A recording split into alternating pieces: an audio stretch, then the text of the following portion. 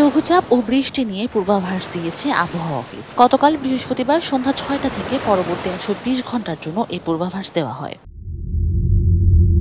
বিজ্ঞপ্তিতে বলা হয়, দক্ষিণ পশ্চিম বঙ্গোপসাগর ও তৎসংলগ্ন তামিলনাড়ু উপকূলীয় এলাকায় অবস্থানরত লঘুচাপটি পশ্চিম উত্তর পশ্চিম দিকে অগ্রসর ও দুর্বল হয়ে লঘুচাপের রূপ নিয়ে তামিলনাড়ু এবং তৎসংলগ্ন এলাকায় অবস্থান করছে।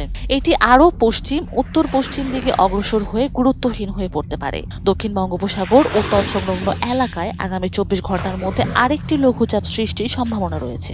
ডাবল ধামাকা অফার, ওয়ালটন ট্যাবলেট পাওয়া যাচ্ছে নতুন ছাড়কৃত মূল্যে।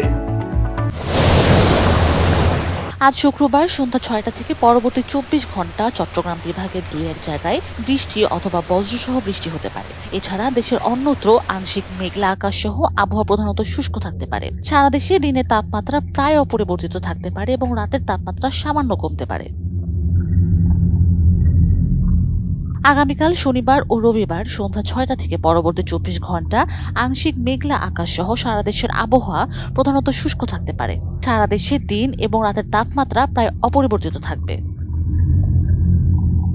আগামী সোমবার সন্ধ্যা ৬টা থেকে পরবর্তী ২৪ ঘন্টা খুলনা, বরিশাল ও চট্টগ্রাম বিভাগের ২-১ জায়গায় বৃষ্টি অথবা বজ্রসহ বৃষ্টি হতে পারে। এছাড়া দেশের অন্যত্র আংশিক মেঘলা আকাশ সহ আবহাওয়া প্রধানত শুষ্ক থাকতে পারে।